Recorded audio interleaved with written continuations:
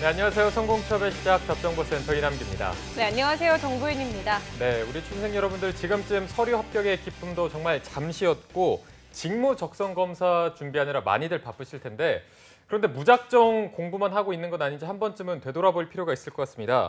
저희가 한 설문조사에 따르면 현대자동차가 이번 채용에서 취준생의 부담을 줄여주기 위해서 역사 에세이를 폐지했는데 안타깝게도 이 사실을 모르고 있던 사람이 4명 중 1명꼴로 이런 사실을 또 모르고 있었다고 합니다.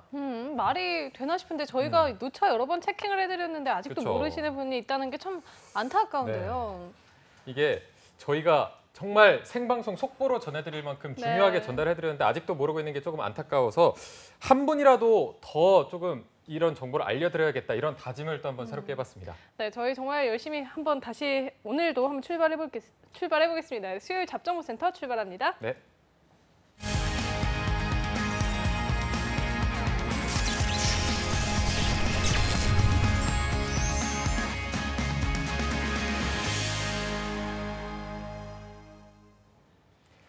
네, 춥고 어둡고 막막한 우리 취준생 여러분들에게 인생의 봄날을 안겨드릴 특집입니다. 봄날은 온다 시즌 2. 자, 오늘은 2017년에 한 포털 조사에서 삼성을 제치고 대학생이 가장 일하고 싶은 기업 1위에 올랐던 포스코의 합격 전략을 알아볼 시간인데요. 자, 오늘은 이렇게 중요한 기업인 만큼 멀리 포항에서 노조위원장 한 분을 모셔봤습니다. 위포트의 조민혁 컨설턴트 모셨습니다. 안녕하세요. 반갑습니다. 안녕하세요. 네, 안녕하십니까. 직장이 좀 파격적이네요. 노조위원장 어때요, 좀 느낌이? 저 근데 사실 처음 입어봐요. 열정이 제가 느껴지네요. 진짜. 퇴사를 한 지가 벌써 한 7년, 8년이 다 돼가는데 와. 옷을 뒤져보니까 입더라고요. 그래서 네. 저희 제작진분들한테 제가 매람되지 않으면 한번 입고 나와도 되겠냐. 네. 그랬더니 사원증까지. 네, 사원증도 제가 네. 여기 잡힐지 모르겠는데 제가 사실은 조민혁이라는 본명이 아니었어요. 네네네. 본명은 조민혁이 아니어서 사원증에 있는 제 실명도 같이 한번 오랜만에 느껴보고자 한번 대단하십니다, 입고 진짜. 나왔습니다. 여러분들 네. 아마 어떠실지 모르겠어요. 아니 저는 딱 스튜디오 들어오시는데 스튜디오 공사하나 이런 생각까지 했거든요. 후회하게 될 거예요. 이런 말 조심해야 돼요, 민혁 쌤한테. 이주일 간다 이제. 툭 던지네 그냥. 툭 그냥. 네. 요게 요 옷이 사실은 근무복은 아니고요. 네. 네. 아마 우리 시청자분들이 여기 뒤에는 못 보시겠지만 저 봉사단 옷이에요. 앞에 조그맣게 있네요. 네, 여기 봉사단. 포스코 봉사단이라 그래서 의무적으로 네. 포스코는 주말에 봉사활동을 해야 되는 약간 좀 구시대적인 어떤 그런 조직 문화가 많이 남아 있더라고요. 그러니까 이런 것들도 어떻게 보면 서류 전형에서 네. 또 반영이 되고 있어서 네. 그만큼 봉사활동을 중요시한다는 걸 좀 강조드리고 싶은 마음에 또 입고 나왔습니다. 네. 네. 이게 벌써부터 정말 속 시원하게 말씀하시는 것 같은데 네. 그동안 이제 정말 많은 분들의 컨설팅을 해오셨을 텐데 포스코에 입사한 분들이 많나요? 후배가 좀 많이 생기셨는지. 포스코 입사한 분도 있죠. 있고 지난 하반기에 또 유독 많았고요. 하반기에 입사한 분들이 지금 상반기에 또 근무 배치를 받고 나서 뭐 또 사트 시험 보고 싶다. 뭐 그런 얘기도 들려주고 있어요. 이직하고 싶다고. 너무 힘들다고. 아, 진짜. 네, 광양제철소라든지 포항제철소, 서울 근무자들은 뭐 그렇게 힘든 건 없어요. 근데 이제 아무래도 제철소에 근무하시는 분들은 아마 웃지 못하실 거예요. 네, 실제로 제철소가 어떤 곳인지를 가보신 분들은 되게 크거든요. 네네. 네. 여의도의 한 5배 정도. 네, 네. 채용 설명회 때 보통 이제 그렇게 얘기하거든요. 여의도의 5배 정도니까, 그러니까 그 버스 타고 이렇게 쭉 도는 데만으로도 한 20분 걸려요. 그만큼 규모가 큰 설비를 너가 담당해야 되는 거기 때문에 굉장히 스트레스를 많이 받고 힘들고 스트레스 받는 만큼 또 술자리도 굉장히 많아지고 뭐 이런, 그리고 또 주말에 쉬려 그러면 봉사 나가라 그러고, 그러니까 굉장히 정신적으로 많이 힘들어서 제 주변에 그 당시 그 동기들은 십자수하고 이랬어요. 제 마음에 안 주변에 드는 지금 십자수하는 분이 계세요. 실제로요? 네, 네. 대기실에 아까 있더라고요. 저희 작가님이라고. 저도 본것 같은데. 되게 힘든, 그러니까 그만큼 정신적으로 힘든 일을 하기 때문에 네. 제가 이 부분을 여러분들 그냥 웃기려고 하는 게 아니라 이제 앞으로 소개될 자소서 항목에 특히 3번 항목에 유념해서 여러분들이 어필할 필요가 있습니다. 네. 오늘 복장부터 정말 작정하고 나오신 네. 것 같은데 그렇다면 저희가 채용 전형부터 살펴보고 계속해서 네. 이야기 나눠보도록 하겠습니다. 네, 포스코그룹은 오는 4월 16일 오후 2시까지 2018년 상반기 포스코그룹 지원서 접수를 진행하는데요. 이번 채용은 포스코를 비롯한 포스코건설, 포스코캠텍, 포스코 ICT, 포스코 엠텍 총 5개 그룹사가 함께하며 포스코 채용 홈페이지에서 온라인 등록으로 진행이 됩니다. 전형 절차는 서류 전형 합격자가 발표되면 인적성 검사, 직무 역량을 평가하는 1차 면접과 가치 적합성을 평가하는 2차 면접을 거쳐 합격자를 최종 발표합니다. 그룹사별 모집 분야와 수행 가능 직무가 다르니까요. 지원 자격이나 우대 사항 등을 꼼꼼히 확인 후에 지원하셔야 할 것 같습니다. 네, 이게 다음 주 월요일이면 시간이 얼마 남지 않아서 오늘 방송을 꼭 한번 보셔야 될 것 같은데 이게 저희가 계열사별로 봤는데 이게 중복 지원 같은 거 다 가능한가요? 처음입니다, 이번이 지금 아. 포스코가 생긴 이후로 네. 같은 계열사들 간의 중복 지원을 허용한 게 처음이고요. 근데 네. 그게 사실 그 속내를 보면은 좀 많이 안타까운 부분이 있어요. 왜냐면은 이번에 빠진 회사 중에 그러니까 물론 이제 포스코하고 포스코 건설은 인기가 굉장히 뭐 많죠. 네. 근데 이제 또 차선적으로 인기가 많은 회사들이 그 미생의 그 배경이 됐던 예전 대우. 그러니까 네. 지금은 이제 그 포스코 인터내셔널 네네. 그 회사 포스코 대우죠. 그러니까 포스코 대우와 포스코 에너지 이 네. 두 회사가 빠져 있어요. 그러다 보니까 채용팀에서는 뭐 중복 지원을 허용하더라도 네. 그냥 포스코 아니면 포스코 건설 정도 지원하지 않겠냐는 조금 생각이 좀 담겨 있어서 큰 의미는 없지만 어쨌든 4월 29일 날 여러분들이 인적성 보는 건 결국엔 한 기업을 선택을 해야 되니까 네. 저는 굳이 억지로 눈높이 낮추지 마시고 저희 방송을 보시는 분들 정도라면 좀 도전적으로 포스코나 포스코 건설. 물론 포스코 캠텍이나 엠텍도 좋은 회사인데 네. 연봉의 격차가 너무 커요. 그렇다고 해서 업무의 강도가 또 낮은 건 절대 아니거든요. 캠텍 같은 회사는 실제로 고로 정비하러 또 포스코 들어가서 또 굉장히 힘든 일을 하는 회사라 저는 방송 보시는 분들은 포스코를 지원하셨으면 좋겠고요. 아마 영상 보시는 분들은 뭐 면접 전형 별로 관심은 없으실 텐데 아까 이남규 아나운서가 읽어주신 대로 가치 적합성이라든지 이런 면접은 저도 포스코에 2006년도에 입사했을 때 이 면접으로 입사를 했거든요. 네. 그러니까 이게 구조적 선발 기법이라고 그래서 블라인드 채용 방식이에요. 그러니까 포스코는 벌써 한 10년 전부터 이런 블라인드 채용을 했던 기업이에요. 그러니까 그만큼 네. 서류만 일단 여러분들이 통과가 되면 1차 면접 전형 그야말로 지금 한참 핫한 그런 직무 역량으로 얼마든지 승부를 볼 수 있는 회사니까 좀 자신감을 가지고 지원을 하셨으면 좋겠습니다. 네. 네, 이번에 그 두 개 저거에 저거 저 옷 입고 다녔어 내가. 근데 저거를 내가 구해올래다가 네. 저거는 도저히 너무 부끄러워서 내가 여기 부끄러울 것 보니까 같아요. 저건 조금 있긴 예, 있어요? 있죠. 네. 고맙습니다. 바지까지 입고 뭐가 고맙죠? 이거 입고 오셔서 너무 고맙습니다. 초이셨어요. 예, 근무복. 네. 이번에 계열사 두 개가 빠졌다고 하셨는데 빠졌죠. 그러면 전체적인 채용 규모는 이번에 채용 어떤 규모가 이제 건가요? 보통 포스코가 한 번 사람을 뽑을 때 많이 뽑으면 한 120명. 네. 그 120명도 물론 이번에는 전공에 관계없이 직무에 지원하실 수가 있지만 결국에는 전공으로 다 나눠요. 내부적으로는. 그래서 네. 120명 중에 뭐 신소재라든지 재료공학 그 전공자들이 한 60에서 70명, 한 절반 정도. 네. 그리고 나머지 엔지니어 분들 있죠. 뭐 기계, 화공, 산업공학, 전자통신 또는 뭐 건축공학, 환경 이런 전공자들이 나머지 한 40에서 50명.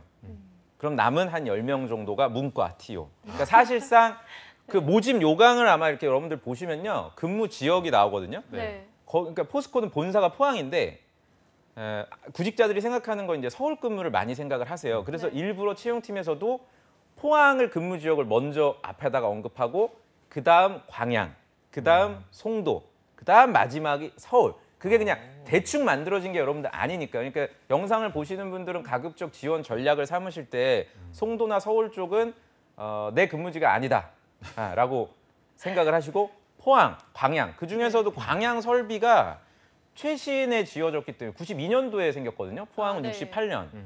그러니까 포스코 지금 50년 됐어요. 연역이. 네. 올해 굉장히 큰 의미가 있는 해예요. 그러니까 지원을 하실 때 반드시 제철소 쪽으로 지원을 하시고 그 안에서도 어떤 공정이나 설비 또는 제품을 담당하실지 조금 디테일하게 들어가셔야 1번 항목이나 2번 항목을 좀 구체적으로 여러분들이 작성을 하실 수 있을 거예요. 네. 아직까지도 그 뭐 포스코의 그 뭐죠? 애국가 나올 때 지금 영상이 있잖아요. 네. 그런 거 보면서 포스코에 대한 열망을 꿈꿨다라든지 이렇게 식상하게 쓰시는 분들이 있더라고요. 물론 이제 포스코는 일반 뭐 CJ라든지 뭐 현대차라든지 소비재가 아니잖아요. 네네. 뭐 어디 마트에 가서 철강 하나 주세요. 뭐 이럴 수도 없는 거고. 그러니까 그러다 보니까 구직자분들이 작성을 할 때 좀 애로사항이 있다는 거는 그 핑계예요, 여러분들. 그러니까 포스코 채용 홈페이지나 블로그만 들어가시면 거기 그 철강 제조 공정에 대한 소개도 나오고 제품이 많지가 않아요. 철강 제품이 포스코가 만드는 제품이 20개가 안 됩니다. 그리고 여러분들이 배치되는 담당하게 될 제품도 10개가 안 되거든요.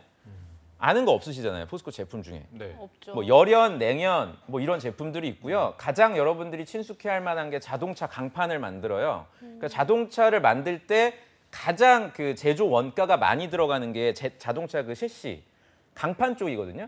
그러니까 이게 무겁기 때문에 아무래도 연비나 이런 거랑 관련이 있어서 그러니까 그 전후방 산업의 연계 효과가 굉장히 큰 업계가 이제 철강 쪽이라 그런 내용들을 여러분들이 얼마든지 마트에 가서 살 수는 없더라도 업계에 대한 관심을 조금만 고민을 하시면 보여주실 수가 있어요. 우리 문과분들도. 그러니까 남은 네. 지금 뭐 한 5일 정도 남았나요? 기간이 네. 얼마 되지는 않지만 꼭 그런 부분들 유념해 주시기 바랍니다. 네, 알겠습니다. 자, 120명 정도 뽑는다 이렇게 말씀해 주셨는데 이게 지난 시즌과 비교해서 달라진 점이 있다면 어떤 게 있을까요? 지난 시즌에 비해서 지금 철강 업계가 더 안 좋죠. 네. 여기까지 하겠습니다. 철강 업계가 더 좋지가 않아요. 지금 짧고 절대 강력하네요. 좋지가 않기 네. 때문에 왜 음. 포스코 대우는 빠졌을까?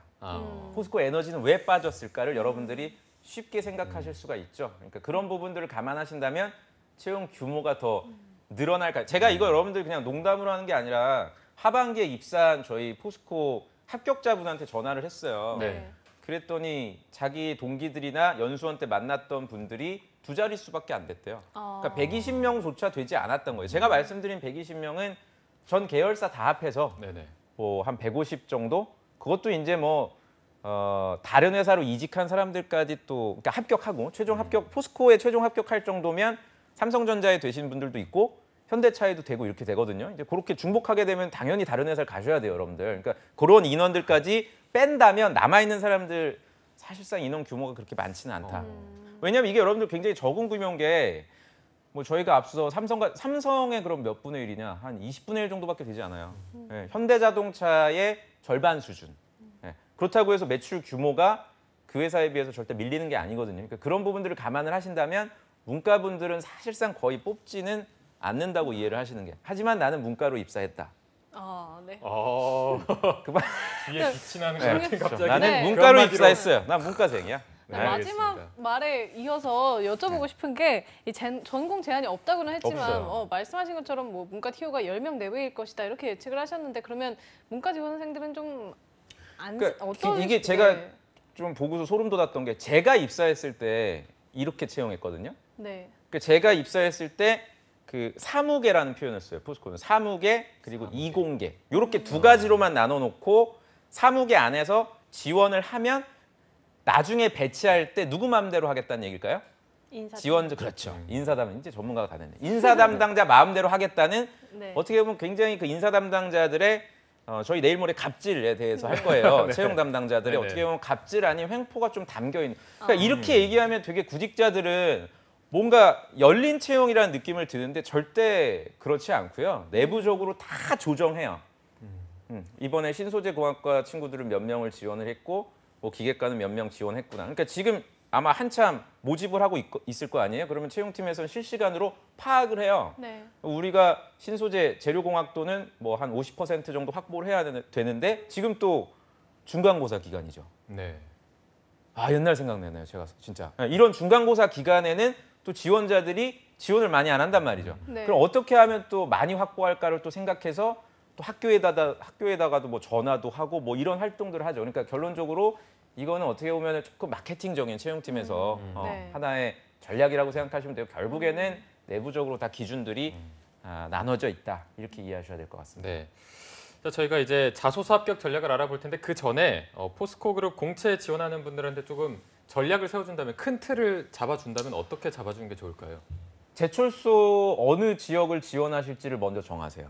지역을 먼저 정하는. 포항이냐 광양이냐. 그렇죠. 그 두 분 아나운서 분들께서도 그 아나운서도 마찬가지 아닌가요? 내가 어떤 그 좀 부분 섹션의 전문성이 있는지 뭐 사회 쪽인지 정치 쪽인지 뭐 경제 쪽인지 이런 것들이 어느 정도 일정 부분 있잖아요. 네네. 포스코도 엔지니어들도 마찬가지예요. 포항 제철소가 갖는 특징이 있고 광양 제철소가 갖는 특징이 명확하게 달라요. 그 결론적으로 광양 제철소가 더 전략적인 제철소거든요. 자동차 강판을 만들 수 있는 전 세계에 5개가 되지 않는 제철소 중에 하나가 광양 제철소고요. 반면에 네. 포항 제철소는 처음에 생겼고 대한민국에서 처음에 생겼고 그게 이제 또 그 예전에 저희 새마을 운동 네. 경제개발 5개년 계획 이제 하면서 나왔던 그 국가 정책의 일환으로 생겼기 때문에 이런 부분들이 여러분들이 어떻게 보면 4번 항목에 또 기술을 해줘야 되기 때문에 지원을 하실 때는 어느 제철소, 사실 포스코 내부적으로는 제철소라는 표현을 쓰지 않고요. 소라는 표현을 써요. 그냥. 예, 어느 소. 예, 그러니까 어느 소에 여러분들이 지원하실지를 먼저 정해 주셔야 제품의 성격이 다르고 만들어지는 공정, 방법이 달라서 그 네. 부분에 초점을 두고 기술을 하셔야 될 것 같아요. 포항 제철소에서 파이넥스라는 공정이 있습니다. 네. 이게 이제 그 탄소 저감 정책의 일환으로 공정을 조금 클린하게 만들기 위해서 지금 뭐 파이넥스 쪽 영상은 없을 텐데 이 파이넥스 공정 기법이 굉장히 선진화된 기법이라고 포스코에서는 얘기하고 있는데 네. 사실 내부적으로 보시면은 약간 기술력이 그렇게 진보되고 있지는 않거든요. 만약에 근데 내가 환경공학을 전공을 했다라든지 이런 탄소 관련된 어떤 수행 프로젝트 이력이 있다. 네. 그러면 광양제철소에는 파이넥스 공법이 없기 때문에 포항제철소에서 강점을 발휘할 수 있겠죠. 반면에 후판이라는 게 있습니다. 조선 쪽에 들어가는 그 두꺼운 강판이 이제 후판이라는 게 있거든요. 후판을 만들 수 있는 제철소가 광양하고 포항 중에 어딘지를 여러분들이 한번 파악을 해두시면 방송 때 얘기 안 할 거예요. 어딘지를 여러분들이 파악을 해두시면 전략이 나오죠. 다시 말해서 광양제철소와 포항제철소, 양제철소의 성격이 다르고 만드는 강종이 차이가 있기 때문에 어디에 내가 집중을 해야 될지를 전략을 세우시기 바랍니다. 네.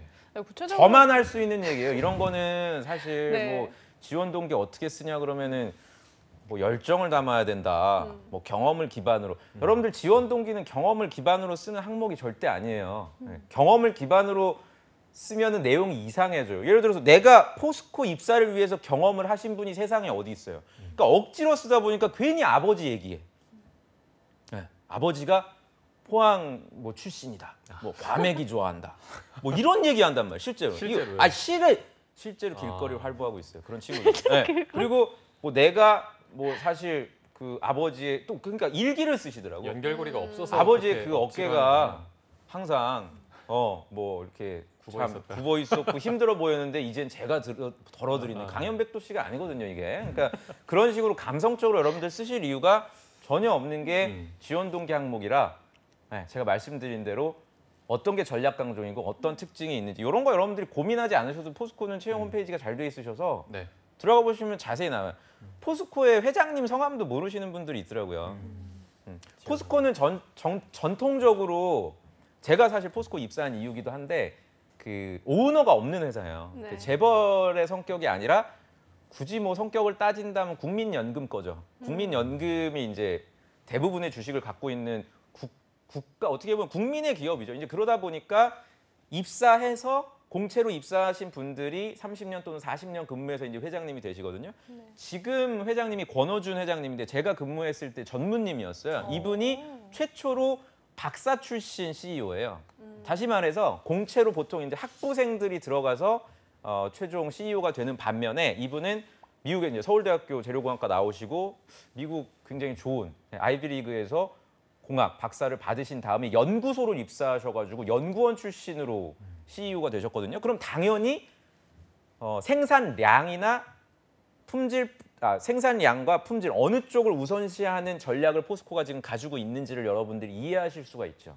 그러니까 예전 같은 경우에는 뭐 현장에 적응할 수 있는 적응력 있는 엔지니어를 원했다면 물론 그 부분도 중요하지만 전공을 사랑하고 전문성 있는 지원자가 가지고 있는 어떤 공학적인 내용들을 궁금해할 수밖에 없는 지금 채용의 방향으로 흘러가고 지금 연임하셨어요 또. 네, 제시님 또 되셔가지고 계속 꾸준하게 이 방향으로 포스코는 갈 거기 때문에 이 부분에 초점을 둔다면 여러분들이 2번 항목이랑 3번 항목에 어떤 경험을 써야 되는지도 어느 정도는 정리가 될 겁니다. 네. 원래도 그랬지만 오늘은 유독 더 펄펄 날아다니시는 것 같은데 해줄 얘기가 너무 많은데 구체적으로 네. 좀 살펴보기 전에 네. 자소도 난이도가 좀 어떤가요? 자소서 난이도가 한마디로 얘기하면 정말요? 쉬워요. 이게 뭐냐면 이게 구직자 입장에서는 되게 어려운데 채용팀 분들이 일을 안 했어요. 이건 굉장히 네. 어떻게 보면 저도 좀 책임감을 느껴요. 왜냐하면 지금 나오는 영상이 저희 제작진분들이 아주 잘 준비해 주셨는데 포스코가 페이스북 라이브로 채용 설명회를 해요. 네. 지난 하반기부터. 여기 아마 하반기 영상일 거고요.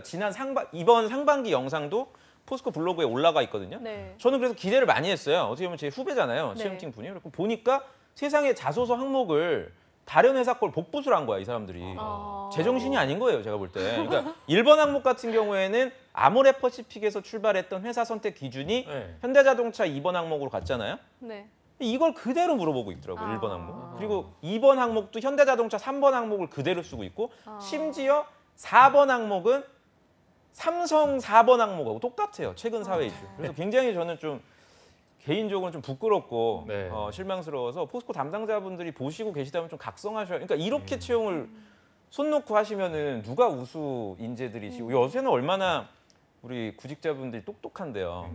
자소서 보고서 선생님 지난 하반기하고 좀 바뀐 걸 보니까 꼼꼼하게 뭐 읽을 것 같아요라든지 또는 상반기 하반기 계속 한 2년째 안 바뀌는 거 보니까 뭐 이력으로만 뭐 필터링 할 거 같아요라든지 이렇게 또 눈치 빠른 구직자들은 다 안단 말이에요. 그러니까 이런 부분들 여러분들이 좀 생각을 해주시면 좋을 것 같습니다. 네. 자, 그러면 포스코 채용팀이 얼마나 일을 안 했는지 1번 항목부터 살펴보도록 할 때 네. 1번이 본인의 회사 선택 기준은 무엇이며 포스코가 그 기준에 적합한 이유를 서술하시오. 이런 거는 어떤 전략으로 또 접근하게 그러니까 이게 좋을까요? 이제 보통 학생들이 많이 하시는 게 이제 본인의 기준을 언급을 안 하시고 포스코가 가지고 있는 성격을 염두에 두고 거기다가 나를 맞추는 거죠. 마치 그 양궁 선수들처럼 관역을 먼저 정해둔 다음에 거기다 나의 기준을 맞추는 이런 식으로 여러분들이 절대 작성을 하시면 안 됩니다. 일단은 내가 가지고 있는 나의 선택 기준. 다시 말해서 포스코를 염두에 두지 마시고요. 네. 내가 회사를 선택을 할 때는 내가 선택받는다고 생각하지 마시고 내가 선택을 하는 주체로서 여러분들의 기준이 있으실 거예요. 물론 또 이렇게 말씀드리면 학생들은 그게 뭐 돈이다. 또는 뭐 연봉 아니면 뭐 이런 거 그러니까 그거는 다른 사람들도 생각할 수 있을 법한 기준이잖아요. 네. 그러니까 딱 들었을 때 다른 지원자들도 생각할 수 있는 건 차별화된 기준이 아니에요. 그러니까 나만의 어떤 선택 기준, 뭐 예를 들어서 전공을 활용할 수 있는 분야에 지원을 한다라든지 또는 연고지가 지방 쪽이기 때문에 이쪽 수도권이 아닌 비수도권 지역의 회사를 선택하는 걸 내가 기준을 갖고 있었다라든지 그런데 서울에서 가장 멀고 근무 환경이 열악한 포스코. 잘 걸렸다. 그럼 이게 논리적으로 말이 될 수가 있어요. 네. 근데 그렇지 않고 아까 말씀드린 대로 뭐 부모님 얘기를 하신다라든지 본인의 어떤 감액이. 감정적 그런 얘기를 하시면은 사실 선택 기준이 될 수가 없고 네. 그러니까 어설프게 회사를 조사한 내용을 바탕으로 나를 끼워 맞추는 그런 소위 기술은 피하셔야 될 것 같습니다. 네, 끼워 맞추기보다는 나의 선택 기준보다 나만의 선택 기준 조금 더 차별화된 게 필요해 보이는데 그러면 조금 통계로 보셨을 때 성공률이 높은 키워드나 이런 게 있을까요? 포스코가 좋아하는 키워드들이 있죠. 키워드들이 있고 제가 그거를 뭐 이걸 그냥 갖고 나온 게 아니라 여기 뒤에 보면은 그 회사가 적혀 있네요. 되게 이거 혹시 잡힐지 모르겠는데 요 뒤에 그러니까 이게 되게 좀 씁쓸하더라고요. 족쇄처럼 네. 회사에 네. 보이세요? 카메라로 핵심 한번 가치라 그래서 보여주실까요? 네. 코어 밸류라 그래서 이거를 네. 몸에 달고 다녀야 돼요. 아. 저는 지금도 이거 외워요. 아 진짜요? 정말. 네. 고객 지향, 뭐 실행 중시, 도전 추구, 인간 존중, 윤리 준수. 네, 맞아요. 오. 네, 그러니까 이런 소위 조사를 해보시면 내용들이 있거든요. 네. 회사에서 추구하는 키워드들이. 지금 제가 말씀드린 특히 실행 중시 부분은 그러니까 실행력이 왜 중요한지 그러니까 생각하는 사람보다도 행동으로 실천하는 사람을 포스코는 유독 중요시해요. 그러니까 생각하는 사람을 중요시하는 회사들도 있어요. 물론 다른 회사, 좋은 회사들. 근데 포스코는 고민을 많이 하고 그러느라고 뭐 기회를 놓치는 사람들을 원하는 게 아니라 일단 행동으로 그러니까 결과보다도 과정을 중요시하는 인재들을 원하거든요. 다시 말해서 불필요한 키워드들 있죠. 여러분들 많이 쓰시는 뭐 상생이다, 의사소통이다, 협업이다, 배려다.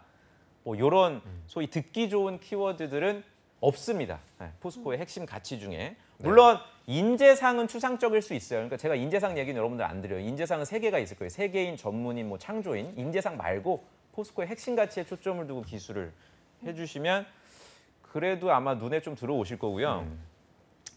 다 읽어봅니다, 포스코는. 그러니까 제가 근무했을 때는 다 안 읽어봤어요.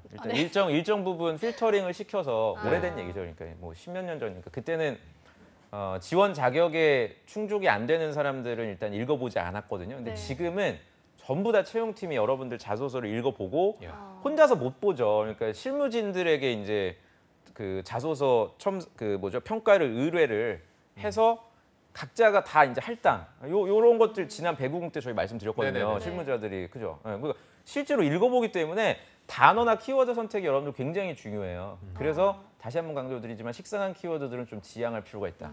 네, 알겠습니다. 일단 다 읽어보니까 식상한 키워드 빼시는 게 좋을 것 같고요.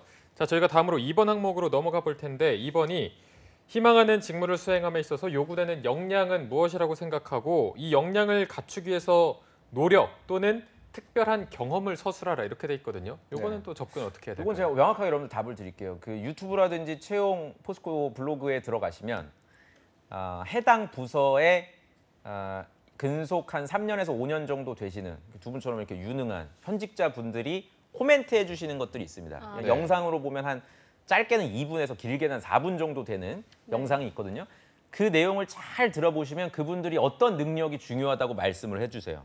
제가 그분 성함은 지금 기억이 안 나는데 여성 엔지니어였는데 이제 재선부에 근무하시는 분인데 네. 철강을 만들기 위해서 그 철이 이제 요 그 분말로 돼 있잖아요. 네. 이걸 갖다가 고로라 그래서 100m 되는 그 탑에다가 쉽게 얘기하면 거기다 철을 붓고 그걸 끓여요 열풍기로. 그러니까 그 고로를 관리하시는 A 엔지니어께서 말씀하신 내용들이 있어요. 마치 고로 관리는 아기를 키우는 엄마의 마음 같다. 그게 어떤 의미인지가 자세히 나와요. 그러면 이제 그걸 아기를 키우는 엄마와 같은 역량이 중요하다. 이렇게 또 그대로. 욕 나올 뻔했는데 그렇게 바보같이 쓰시면 안 되고, 그러니까 그게 의미가 그분이 이제 전달을 해주신 거잖아요. 아, 협업 소통 이게 아니라, 그러니까 왜냐하면 아기를 키우는 엄마들이 힘든 이유가 24시간이거든요, 이게. 저 잠을 네. 못 자죠. 마찬가지예요, 엔지니어분들. 여기서 여러분들이 착안한다면 어떤 요구 역량이 필요한지가 내 머리에서 나오는 게 아니라 여러분 머리에는 없다고 보시면 돼요. 여러분 머리에는 없어요. 그 키워드가 절대 없으니까 그걸 임의적으로 막 이렇게 생산하지 마시란 얘기예요, 저는. 네. 학생들 잡아서 읽어보면 진짜 거의 무슨 저희 작가님보다 더해, 표현들이. 뭐 옛말에 이런 말이 있습니다. 그러면서 무슨 알지도 못하는 무슨 그 사자성어를, 그러니까 여러분들 머릿속에서 나오는 건 주관적일 수밖에 없고 네. 주관적으로 정의를 하게 되면 공감하기가 어렵습니다. 그러니까 공감할 수 있는 역량을 쓰시기 위해서는 아까 말씀드린 그런 객관적으로 현직자들이 얘기하고 있는 말, 그 행간의 의미를 파악을 하시고 그거를 여러분들 그대로 인용하셔도 돼요. 네, 포항제철소 재선기술개발팀에 근무하고 계시는 정보윤 엔지니어가 말씀하신 이런 사례를 저는 착안하여 이런 역량이 중요하다는 것을 알게 되었습니다. 실제로 조사를 해보니까 이런 역량들이 최근 어떤 열연 강판을 어떻게 만들 때도 요구된다. 아예 써준다 내가 지금 자소설. 그러니까 이렇게 먼저 정의를 좀만 더 써주세요. 네, 조금만 더. 이렇게 정리를 여러분들 해주신다면 남은 기간 동안 분명 완성하실 수 있을 겁니다. 알겠습니다. 네, 지금까지 1번과 2번 항목 살펴봤는데 계속해서 3번 항목 한번 살펴보겠습니다. 가장 힘들었던 순간과 이를 극복한 과정을 작성하는 문항인데요. 이 작성은 좀 프로젝트 위주로 좀 작성하는 게 좋을까요? 그렇죠. 아무래도 그러니까 힘들었다는 걸 여러분들이 공감할 수 있게끔 만드는 게 이게 가장 중요하거든요. 네. 그러니까 내가 지금 학생들 이렇게 만나면 선생님 저는 진짜 지금이 너무 힘들어요. 지금 취준생인 게 너무 힘들어요. 그래서 이 취준생 과정을 쓴 애들도 봤어요, 제가. 그러니까 지난 2017년 하반기부터 제가 최종 면접까지 갔는데 불합격한 지금이 힘들어요. 그럼 제가 이제 얘기하죠. 그럼 목사님을 만나라. 가서 힐링을 받아라. 그러니까 그건 공감하기가 어렵단 말이에요. 네. 그러니까 그렇죠. 누가 봐도 최소한 구직자가 아니라 그냥 취업에 관련되지 않은 그냥 길거리 다니는 시민 누가 봐도 이분은 진짜 힘들었겠구나라는 객관적인 공감을 하기 위해서는 두 가지 요소가 필요해요. 첫 번째가 정보윤 아나운서께서 지금 아주 잘 지적해 주신 대로 혼자서 한 게 아니라 팀 구성원으로서 참여했던 경험이어야 일단 공감할 수가 있습니다. 여러분들이 네. 상식적으로 나 혼자 하는 거랑 여행을 가더라도 혼자 여행, 자유여행 가는 거랑 같이 사람들하고 아무리 친한 친구들이 가더라도 매 끼니마다 다투고 이렇게 숙소부터 생각해서 힘들다니까. 네. 이해관계가 누군가 얽혔던 경험을 선택을 해주시면 일단 공감에 성공할 가능성이 높아져요. 네. 자, 그리고 두 번째는 뭐냐면 두 번째가 어떻게 보면 오늘 방송의 가장 큰 핵심인데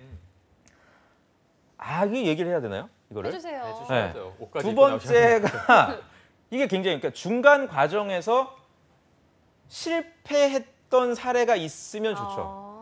네. 그러니까 무작정 제가 학생들 자료서를 보면 무작정 처음부터 끝까지 성공한 사례들만 쓰시더라고. 네. 다시 말해서 그럼 이게 여러분들 둘 중에 하나예요. 다른 구성원들하고 참여를 했는데 실패 없이 성공을 했다? 난이도가 굉장히 낮았던 과제거나 네. 두 번째, 서로 간에 별로 그렇게 이해관계가 없었거나 둘 다 채용팀에서 별로 선호할 만한 성격의 과제는 아니거든요. 그러니까 당연히 많은 사람들이 들러붙어서 오랜 기간 동안 수행했던 과제는 중간에 실패가 있을 수밖에 없고요. 실패했던 것들을 수치화시켜서 표현을 해주면 좋죠. 그러니까 중간 과정에 있어서 장애물이 어떤 게 있었는지, 예를 들어 뭐 팀원이 5명이었는데 각자의 역량들이 실제로 좀 부족했다라든지, 또는 기간이 보통 한 달 정도 주어졌던 과제였는데 이번에는 보름밖에 주어지지 않았다라든지, 이렇게 정량화시켜서 도전적인 상황을 기술을 해주신다면 얼마든지 이목을 집중시킬 수가 있고요. 뭐 이런 부분들은 제가 여러분들한테 그냥 뭐 떠올라서 얘기하는 게 아니라 네. 저도 채용팀에 있을 때 회의를 할 거 아닙니까? 네. 채용팀장님하고 야, 어떤 사람들을 우리가 뽑아야 될까? 이런 장애물이라든지 협업성 과제를 수행했던 사람들을 조금 유념해서 보자. 이런 기준에 따라서 평가했던 제 경험을 바탕으로 여러분들한테 말씀을 드리는 거니까 제발 혼자서 했던 그 학업적인 건 좀 기술하지 말아주세요. 학업적인 거 여러분들. 학업 있죠, 학업. 그러니까 학업적으로 우리가 뛰어드는 이유가 내 자신의 어떤 목적을 위해서 하는 거면 상관이 없는데, 보통 편입이라든지 전과하는 이유는 부모님의 권유나 다른 사람들한테 잘 보이기 위해서 한단 말이에요. 그러니까 학업적인 걸 쓰시는 분들도, 이런 분들은 관계가 없어요. 예를 들어서 일부러 어려운 공부를 하시는 분들 있죠. 예를 들어 내가 영문과인데 컴퓨터 공학과 전공을 부전공했다. 써도 돼요. 이런 거는. 또는 학교가 뭐 서성한이다. 또는 수도권에서 굉장히 좋은 학교인데 나는 철강 관련된 수업을 듣고자 했으나 그 학교에서는 철강 관련된 과목이 개설되지 않아서 지방대로 갔다. 이런 건 써도 된단 말이에요. 이걸 제가 이렇게 말씀드리면 아니 무슨 그런 사람이 어디 있어? 있어요, 실제로. 있단 말이에요. 실제로 이런 분들이 있거든요. 또는 저학년 때부터 최종 학점을 신경 쓴 게 아니라 철강 관련된 지식을 갖추기 위해서 그 학교에 개설되어 있는 모든 뭐 역학이라든지 부식이나 파괴 이런 지식들을 또 흡수한 분들도 있거든요. 네. 그러니까 이런 도전적으로 일부러 내가 어려운 과정을 겪었던 극히 일부의 학업적인 지원자들은 가능하나, 그게 아닌 대다수의 분들은 제가 조언드린 대로 방향을 수립해 주시길 당부드립니다. 네. 네. 마지막으로 한번 4번 항목 살펴볼 텐데요. 4번은 말씀하신 것처럼 삼성의 4번과 똑같잖아요. 똑같죠. 네. 이거는 좀 어떻게 그러니까 접근해야 질문의 될까요? 네. 의도는 같은데, 뭐 삼성 같은 경우야 제가 방송 때 말씀드린 대로 이제 균형적인 사고를 할 수 있는지를 봤다면, 포스코는 균형적인 사고하고는 관계가 없고요. 아까 말씀드린 그런 태생적인 성격, 포스코가 만들어진 어떤 연역, 우리 조금 관심 있는 분들은 아마 아실 거예요. 지금 영상 보시는 분들이 제철 보국이라는 개념이 있습니다. 철을 만들어서 제철 보사가 아니라 제철 보 회사를 이렇게 흥하게 만드는 게 아니라 제철 보국, 국가의 기간 산업으로서 나라를 흥하게 만든다. 이런 어떤 역사관, 국가관이 있단 말이에요. 이런 소위 국가적인 이슈, 그러니까 국가적인 이슈인데 내가 엔지니어로서의 어떤 직업 소명 의식을 보여줄 수 있는 이슈를 여러분들이 선택을 해주시면 좋을 것 같고요. 제가 대본을 보니까 이제 그럼 하나를 좀 정해달라고 돼 있더라고요. 그러니까 어떤 네네. 주제를 제가 정해드릴까 좀 고심을 했는데 네. 힌트를 드릴게요. 제가 정해드리면 또 똑같이 쓰실 거니까 네. 저희 지금 그 연합뉴스 TV 건물의 위치를 여러분들이 한번 검색을 해보세요. 한번 해보세요. 연합뉴스 TV 건물이 어디 있는지 서울에. 그 연합뉴스 TV랑 바로 붙어 있는 건물이 여러분들의 답일 거예요. 어디지? 거기까지. 오늘 또 수요일이죠. 네. 네네. 아우, 굉장히 큰 힌트네요. 아, 두 분 아시겠죠? 수요일마다 네. 하는 행사. 알겠네요. 알죠. 네, 이렇게 여러분들이 약간 이건 검색만 이스터 하시면- 에그 같은 거예요. 네, 약간 이스터 에그 같은. 네, 부활절 달걀 같으니까 여러분 다시 연합뉴스 TV의 위치와 또 수요일과 관련이 있는 연합뉴스 TV 건물 옆에 수요일 날 또 하는 행사가 있어요. 네. 그 행사의 취지와 목적을 여러분들이 염두를 해두신다면 그 주제를 여러분들이 4번에 쓰셔도 되고, 말씀드린 어떤 국가관을 피력해 주신다면 제가 볼 때 4번 그렇게만 쓰셔도 바로 서류 통과되실 것 같습니다. 알겠습니다. 네. 자, 저희가 4개 항목을 살펴봤는데 그럼 이 4개 중에 가장 중요한 거 하나랑 이런 거 해갖고 마지막으로 신의 한 수 한다면 짧게 한마디 부탁드릴게요. 순서대로 말씀드리죠. 3, 4, 1, 2. 3, 4, 1, 2. 네, 3, 4, 1, 2. 3번 항목이 가장 중요하고 그다음 네. 4번이 차별화될 수 있으니까요. 그렇게 정리를 해주시고, 신의 한 수는 어느 제철소에 지원을 하실지를 정해주시기 바랍니다. 지역을 먼저. 네, 우리 문과분들도 마찬가지입니다. 저도 포스코에 입사해서 동기들 거의 대부분이 문과분들도 제철소로 갔거든요. 네. 그러니까 포스코의 그 이념 자체가 문과생, 그러니까 사무계 지원자들이라도 언제든지 현장으로 갈 수 있는 준비가 된 그런 지원자들을 선호한다는 점을 유념하신다면, 그러니까 그런 부분이 지금 지원할 때부터 좀 꺼려진다. 예를 들어서 나는 연고가 지방에 없고 그냥 서울에서만 환경이 조성이 돼서 서류가 통과되더라도 광양 내가 가기 좀 그런데? 라면 사실 지원을 안 하시는 게 오히려. 참고로 광양에는 맥도날드가 없습니다. 제가 여러분들 이거 웃기려고 한 게 아니고요. 제 동기들이 제가 가끔 광양 출장 갈 때 야 가서 좀 만나자, 오랜만에 동기야. 그럼 형 만날 시간은 없고 공항에서 맥도날드 빅맥만 좀 사다 줘. 가슴 아프네요. 순천까지 나가서 그만큼 이 좀 문화시설, 물론 이제 지금 맥도날드도 서울에서도 철수하고 있다는 기사는 있는데 네네. 정말 어떤 문화적인 그 공간이 잘 조성이 안 돼 있어요. 그만큼 일에만 몰두할 수 있는 환경으로만 조성이 돼 있어서 이런 네. 환경에서 근무할 수 있는 강점이 있는 엔지니어라면 얼마든지 지원하시기 바랍니다. 네, 네. 알겠습니다. 네, 오늘 도움 말씀 주시기 위해서 갓 포항에서 올라오신 위포트의 조민혁 컨설턴트님 고맙습니다. 고맙습니다. 네, 1부에서 준비한 소식은 여기까지고요. 2부에서는요. 한유진 캐스터와 함께하는 전국 각지의 생생한 채용 소식을 알아보는 일자리 방방곡곡이 준비되어 있고요. 네, 또 새롭게 변화된 모습으로 또다시 돌아온 코너죠. 영화 직업을 만나다도 준비되어 있습니다. 네, 어디 가지 마시고요. 채널 고정.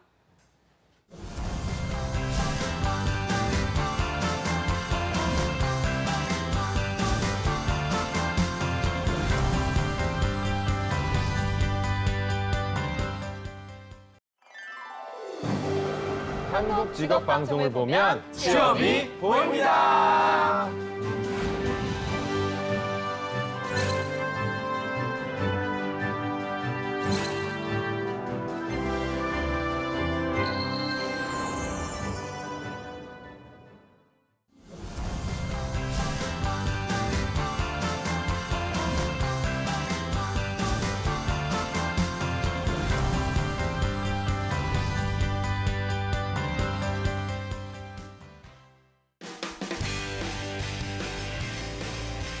네, 성공첩의 시작 접정보센터 2부의 문을 또 활짝 열어봤습니다. 제가 2부에서는요. 새롭게 변화된 모습으로 또다시 돌아온 코너죠. 영화 직업을 만나다가 기다리고 있고요. 네, 전국 각지의 생생한 채용 소식을 알아보는 일자리 방방곡곡도 준비되어 있습니다. 지금 바로 만나보시죠.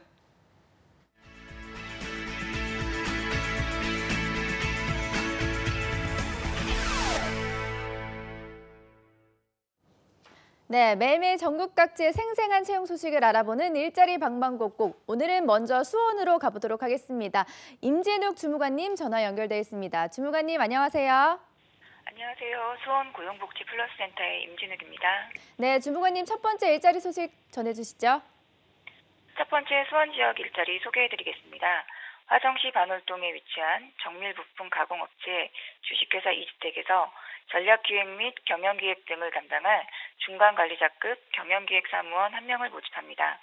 지원 요건은 재무회계, 세무회계, 제조원가 및 손익분석 업무 분야 5년 이상의 경력이 필요하며 주 5일 근무로 급여는 연봉 5천만 원 이상 면접 후 재조정 가능합니다. 입사 지원을 희망하시는 분들은 이력서와 자기소개서, 경력증명서를 방문 접수하시기 바라며 자세한 내용은 워크넷 채용 정보를 확인하시기 바랍니다. 네, 5년 이상 경력의 경영기획사무원 1명을 채용 예정이라고 합니다. 관련 구직자 여러분들의 많은 지원 바랍니다. 주무관님 바로 다음 소식도 전해주시죠. 다음으로 소개해드릴 기업은 화성시 영천동에 위치하고 있는 FA 장비 무역 및 기술개발업체 라오네스이며 채용 분야는 일본어 무역사무원입니다. 이메일 업무 대응과 수출입 업무, 업무 미팅 및 출장 시 통번역 업무를 수행하게 됩니다. 지원 요건은 고졸이랑 경력 무관하게 지원 가능하며 해외 연수자 및 운전 가능자를 우대합니다. 주 5일 근무이며 급여는 연봉 2,540만 원부터 연 3,500만 원까지 협의에 따라 결정됩니다. 지원을 희망하시는 구직자분들은 이력서 자기소개서를 준비하여 이메일 지원하시기 바라며 접수 마감일 4월 20일까지이니 참고하시기 바랍니다. 네, 마감일이 얼마 남지 않았습니다. 구직자 여러분들의 빠른 지원 바랍니다. 주무관님, 오늘 소식 고맙습니다. 감사합니다. 네, 다음은 서울로 가보도록 하겠습니다. 박가희 주무관님 연결되어 있습니다. 주무관님 안녕하세요. 네, 안녕하세요. 서울고용센터 박가희 주무관입니다. 네, 오늘 서울에는 어떤 채용 소식이 준비되어 있나요? 네, 첫 번째 알려드릴 소식입니다. 서울 강남구 역삼로에 위치한 주식회사 애플젠에서 온라인 광고 및 마케팅 담당자 1명을 모집합니다. 지원 자격은 학력은 무관하며 2년 이상의 경력이 필요합니다. 상품 홍보 및 광고 바이럴 마케팅 업무를 담당하게 됩니다. 컴퓨터 활용 능력 우수자와 청년층을 우대하고 급여는 연봉 2,400에서 2,800만 원 사이입니다. 접수는 이메일을 통해 이력서, 자기소개서, 경력증명서 등을 제출하시면 되고 자세한 사항은 워크넷을 참고하여 지원하시면 되겠습니다. 네, 2년 이상 경력의 구직자를 채용하고 있습니다. 채용시 마감된다고 하니까요. 구직자 여러분들의 빠른 지원 바랍니다. 네, 주무관님 두 번째 채용 소식도 전해주시죠. 네, 서울 송파구 법원로에 위치한 다빗산업개발 주식회사에서 경영기획 사무원 1명을 모집합니다. 지원 자격은 초대졸 이상의 학력과 2년 이상의 경력이 필요합니다. 경영지원부서에서 총무, 인사, 회계 등 총괄관리 업무를 담당하게 됩니다. 경영학과, 경제학과 등 관련 학과 전공자와 더존 회계 프로그램 사용 우수자, 전산회계, 세무 등 관련 자격증 소지자를 우대합니다. 급여는 연봉 2,500에서 3,500만 원 사이입니다. 접수는 이메일을 통해 이력서와 자기소개서, 경력증명서 등을 제출하시면 되고 자세한 사항은 워크넷 홈페이지를 참고하여 지원하시면 되겠습니다. 네, 경영기획 사무원 1명을 채용 예정이라고 하니까요. 지원 자격과 우대사항을 체크하셔서 지원하시기 바랍니다. 네, 주무관님 오늘 소식 고맙습니다. 고맙습니다. 네, 일자리 방방곡곡 경기와 서울 지역의 채용 정보 살펴봤습니다.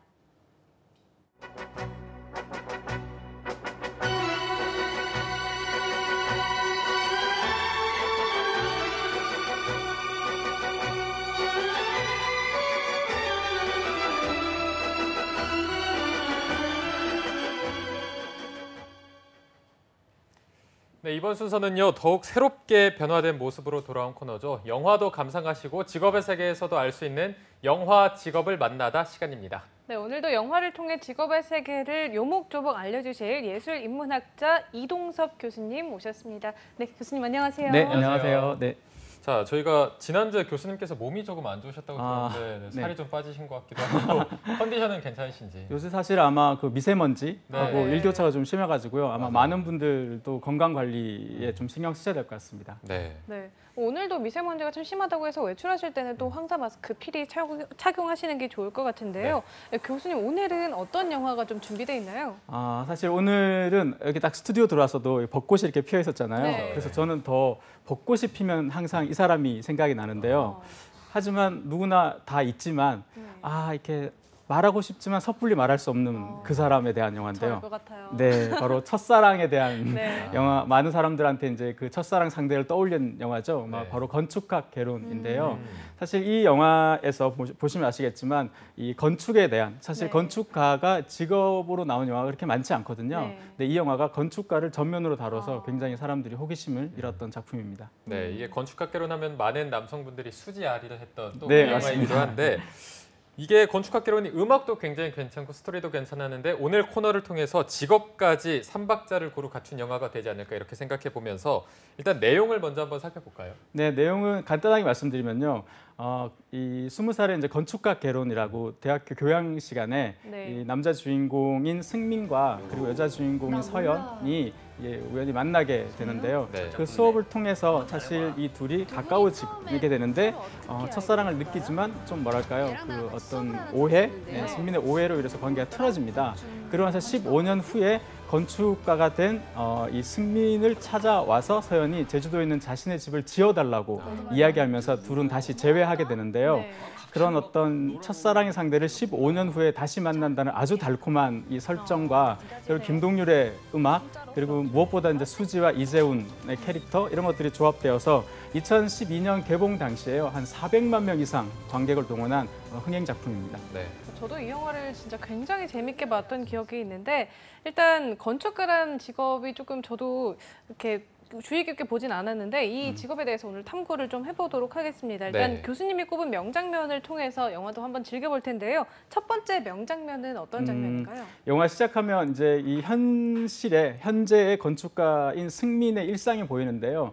그 엄태웅이죠. 엄태웅이 이렇게 책상에 웅크리고 자고 있는데 밤샘을 한 거죠. 너무 모형을 피곤해 만드느라. 네네. 그래서 여기서 이제 아주 많은 직장인들한테 이게 폐부를 찌르는 명대사를 하는데 뭐냐면 퇴근이란 걸 좀 합시다. 이 얘기를 해요. 그만큼 건축가의 일상이 굉장히 고되다라는 걸 보여주는 장면이어서 뭐랄까 사실 우리는 건축가를 직접 만날 일이 많지 않잖아요. 네. 그러니까 이 건축가의 현실을 보여주는 장면이어서 그렇게 됩니다. 네. 혹시 뭐 건축가에 대해서 더 자세히 알 수 있는 장면 같은 게 있다면 아, 네. 요 뒤에 조금 지나서 이제 또 한 번 더 나오는데 장면에 어떤 장면인가 하면 이 건축가가 단순히 건물 설계만 잘하는 게 아니라 어떤 비즈니스적인 역할도 좀 해야 네. 되거든요. 네네. 그래서 건축 소장이 이제 같이 건축주를 만나자 하니까 약간 좀 불편해 하는데 여기서 보면 이 서연, 현재 서연 한가인 씨가 이제 역할을 맡았는데요. 다시 찾아와서 이 뭐랄까 나는 어떤 집을 짓고 싶다 이런 얘기를 합니다. 그래서 서로 건축가 유능한 건축가라는 건요 다른 게 아니라 건물을 외관을 예쁘게 만드는 게 건축이 아니거든요. 네. 건축주가 어떤 집을 짓고 싶어 하는지를 파악하는 게 첫 번째예요. 그래서 15년이라는 그 세월 그리고 약간 과거의 앙금이 남아 있는 이 두 사람이 함께 건축을 할 집 제주도를 떠나서 그곳에서 둘이 서로의 근황을 이제 나누거든요. 그렇게 해서 승민이 서연에 대해서 알아가게 되는 그 과정을 보여주고 있습니다. 네.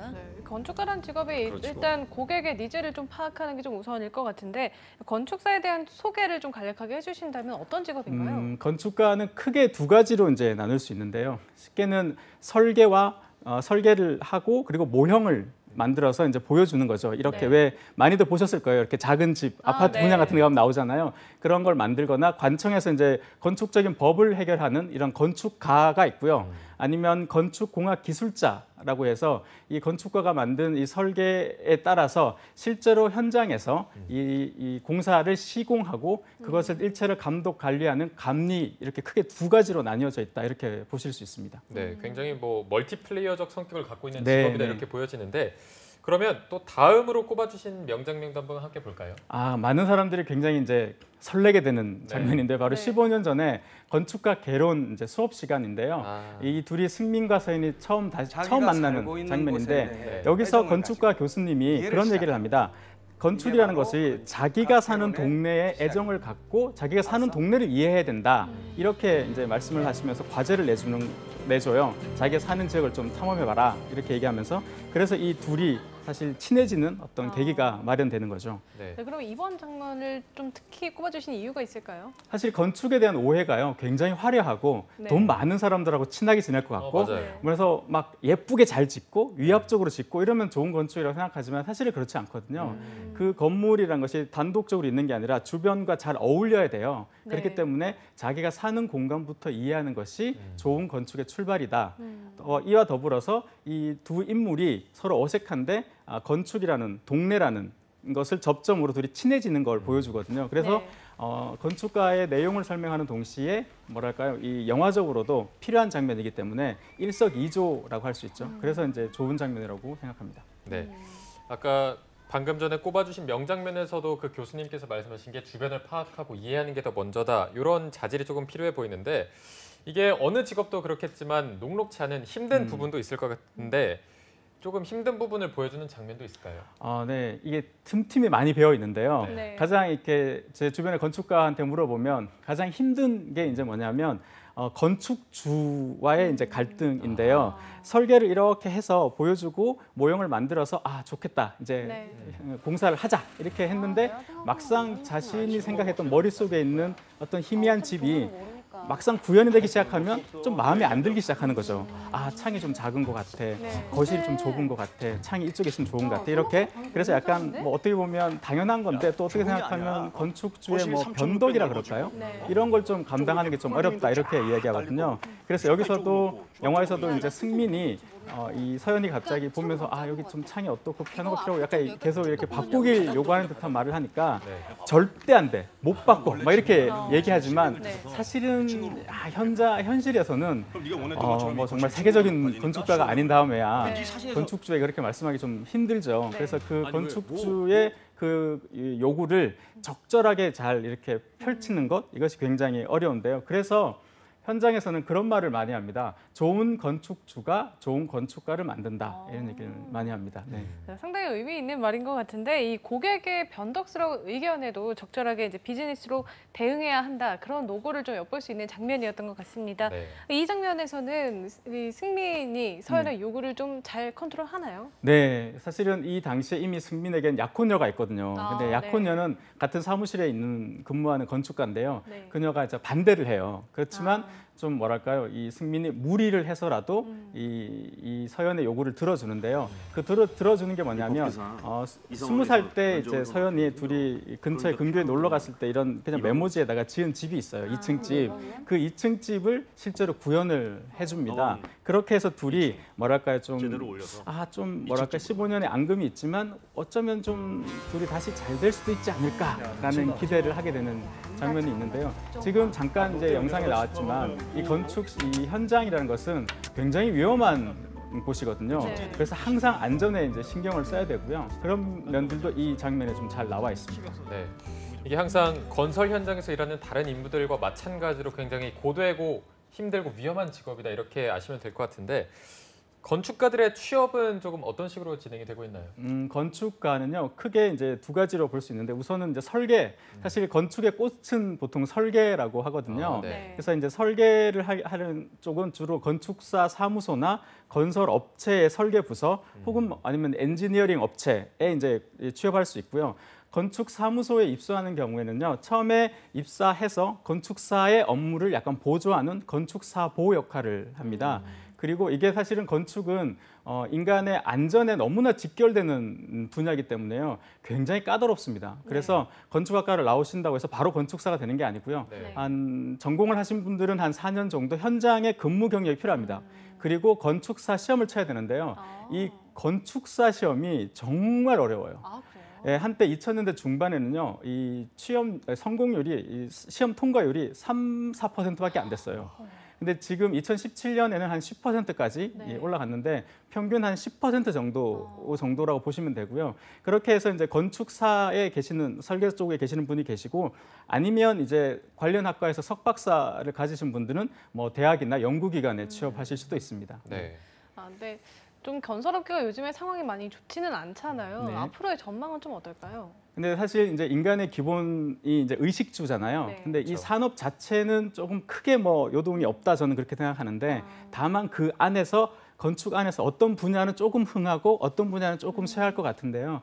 대표적으로 이제 저희가 우리나라가 70년대, 80년대 대형 건설이 많았던 시절에는 좀 더 건설이나 이 토목 쪽이 잘 될 수 있지만 요즘같이 이 뭐랄까요, 조금 도시 재생 사업이라든가 혹은 뭐 오래된 건축을 리모델링하는 쪽 이런 쪽들, 그 실내 인테리어 쪽 어떻게 보면 좀 건축과 직접적이진 않지만 이런 분야는 앞으로 굉장히 또 시장에서 요구가 많지 않을까. 이와 더불어서 최근에 이제 이 문재인 대통령 들어서면서 좀 뭐 재건축에 대한 게 조금 더 강화되고 있잖아요. 그래서 그런 어떤 감리라든가 건설물의 안전에 관련된 분야라든가 또 그런 분야는 지금까지는 그렇게 많은 사람들이 도전하지 않았기 때문에 어쩌면 그런 분야에 또 도전하는 것이 더 유리할 수도 있다 그렇게 생각합니다. 네.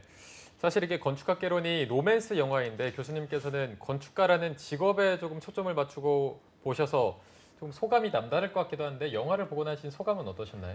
사실 제가 그 한때 꿈이 건축가였거든요. 정말요? 지금도 건축 공부를 계속 하는데 혼자 나름 계속 공부를 하는데 이 영화를 다시 보면서 약간 뭐랄까요? 예전에 꿈이 막 생각이 나는 거예요. 근데 그래서 주변에 건축가 친구들을 그냥 보잖아요. 그래서 제가 생각한 게 있습니다. 건축가 안 되길 잘했다.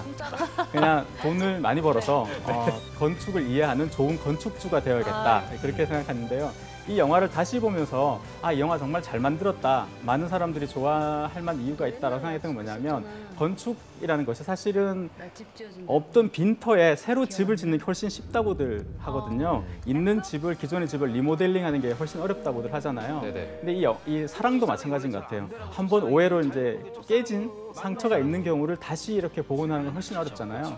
그래서 어쩌면 그 두 가지를 적절하게 잘 녹여내서 사람들한테 접근해서 굉장히 좀 재밌게 된 게 아닌가. 저도 건축가를 중심으로 영화를 보니까 그런 면이 좀 더 잘 보였던 것 같습니다. 네. 자, 저희가 소감까지 들어봤는데 마무리를 하기 전에 최근에 건축 생산 과정의 효율성을 높이기 위해서 빌딩 정보 모델, 그러니까 BIM이 강조되고 있는데 이거와 관련된 걸 또 정보연 아나운서가 알아왔다고요? 네, 바로 말씀하셨다시피 빌딩 인포메이션 모델링 BIM 디자이너라는 신직업인데요. 네. 먼저 이 BIM이란 컴퓨터상에서 시설물의 모든 정보를 3차원으로 구현하면서 실무에 필요한 산출물들을 만들어가는 과정을 말하는데요. 이 BIM은 실제 건물을 땅 위에서 재원을 소비하면서 짓는 것이 아니라 컴퓨터 안에 미리 지어보면서 공사 과정에서 일어날 일을 공사 일정에 맞춰서 원활한 물량이 공급되도록 사전 시뮬레이션을 실시하는 것을 말합니다. 네, 저는 뭐 처음 들어본 직업이라 생소한데 어쨌든 가능성은 되게 많아 보이고요. 이게 훈련 과정 같은 게 또 따로 있을까요? 네, 정부에서는 이 BIM 전문 인력 양성을 위해서 지원하는 제도가 마련돼 있는데요. 네. 대학 졸업자나 졸업 예정자 및 실직자는 무료로 전액 국비 지원을 통해서 BIM 수업을 배울 수가 있습니다. 월 최대 31만 6천 원의 훈련 장려금을 지급하고요. 재직자의 경우에는 근로자 개인 또는 사업주의 교육비의 60에서 80%를 지원하고 있습니다. 이 BIM 디자이너가 되고 싶은 분들은 주저하지 마시고 건설기술교육원 홈페이지를 방문하셔서 정부에서 지원하는 BIM 전문 인력이 되보시면 좋을 것 같습니다. 네, 자, 저희가 정보연 아나운서가 건축가에 이어서 가능성이 높은 신직업까지 살펴봤는데 오늘 마지막으로 건축가를 꿈꾸는 취준생분들에게 한 말씀 해주신다면 어떤 말씀을 할 수 있을까요? 지금 우리 시대를 대표하는 한국의 건축가이신 승효상 건축가께서 하신 말씀인데요. 네. 네. 건축은 인문학이다 이런 얘기를 하신 적이 있습니다. 그래서 미래 건축가를 꿈꾸시는 분들은 인문학에 대한 관심도 조금 가지시면 더 좋지 않을까 싶습니다. 네.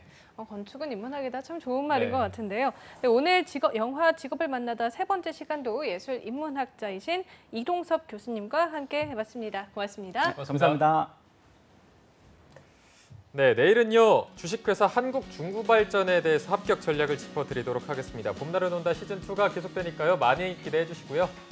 네, 저희는 내일 오전 10시에 다시 웃는 모습으로 찾아뵙겠습니다. 시청해주신 여러분 고맙습니다. 고맙습니다.